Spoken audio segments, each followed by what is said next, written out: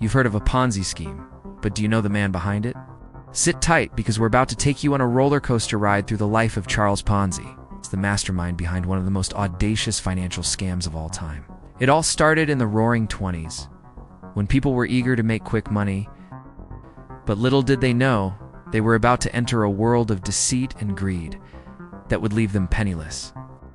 So get ready to learn how Ponzi pulled off his elaborate scheme and get insights into his life before and after the scam.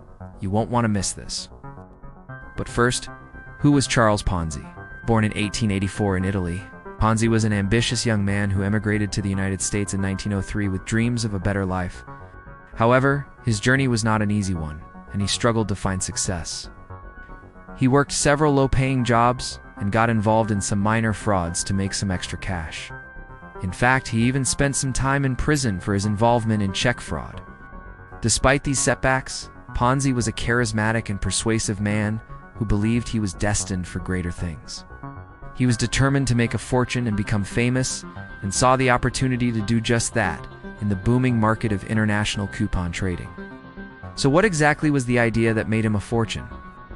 It all started when Ponzi discovered a way to arbitrage the newly created international reply coupons, or IRCs. These coupons were introduced after World War I to help facilitate international mail service. And because they were still relatively unknown, they weren't widely traded. This meant there was a window of opportunity for those who knew how to take advantage of the situation. Ponzi realized that by buying IRCs in one country and selling them in another where their value was higher, he could make a significant profit. To be fair, in theory, he wasn't doing anything illegal. He was simply exploiting the difference in exchange rates between two different markets. However, the problem was that he promised his investors huge profits of 50% in just 45 days.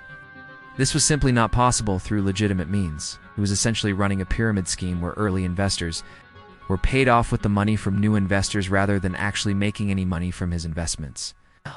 Nevertheless, people were flocking to him, eager to get in on the action. They didn't care how he was making the money, only that he was making them rich. Now let's talk about how this Ponzi scheme actually worked. It's important to understand the inner workings of this scam to fully grasp its complexity and how it managed to fool so many people. As mentioned earlier, the key to Ponzi's success was paying off early investors with the money from new investors, rather than actually making money from investments. When he first started, he was able to offer 50% returns to his earliest investors, which enticed them to reinvest their profits and spread the word to their friends and family. This created a cycle of trust and hype that drew in more and more investors. Ponzi used the money he made to maintain the illusion of legitimacy by buying and selling actual IRK, which gave the impression that he was a savvy businessman who knew what he was doing. In reality, he was just using the money to buy more IRCs to keep the scheme going. Once he had enough money, he even set up a boiler room to keep buying IRCs to maintain the illusion. As the scheme grew, so did the profits for those who got in on the ground floor. This led to a frenzy of investment as people wanted to get in on the action. Before it was too late, he operated in Boston, where huge crowds of people would line up outside his office with bags of cash ready to invest. At its peak, Ponzi was taking in up to $250,000 worth of investments every day. That's equivalent to over $3.5 million in today's money.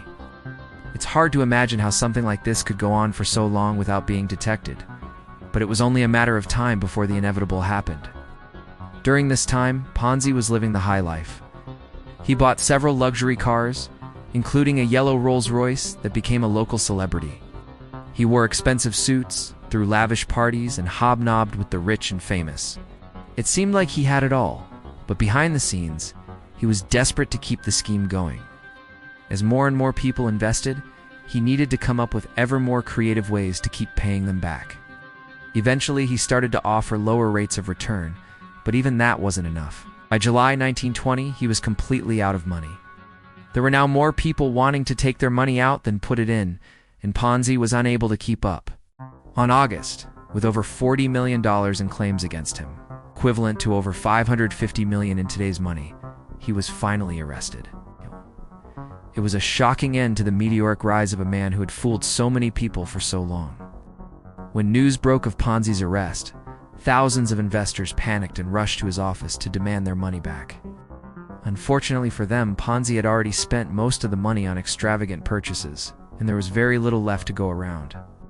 Only a small fraction of the money was recovered, leaving thousands of people out of pocket and wondering how they could have been so blind.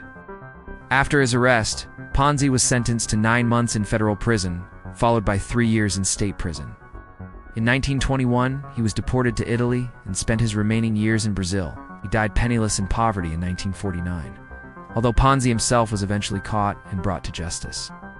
His scam had a lasting impact on the world of finance. The term Ponzi scheme has become synonymous with fraudulent investment schemes that promise high returns with little or no risk. It's a term that's often used to describe pyramid schemes and other get-rich-quick schemes that are designed to take advantage of unsuspecting investors. One of the biggest lessons to learn from the Ponzi scheme is to be skeptical of any investment that promises high returns with little or no risk. If it sounds too good to be true, it probably is. Ponzi was able to fool so many people because he promised them something they wanted to believe, a way to make a lot of money quickly and easily.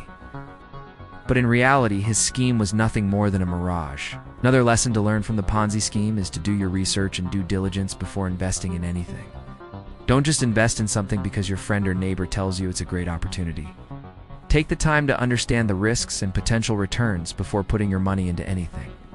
Finally, it's important to remember that if an investment seems suspicious, it's okay to walk away.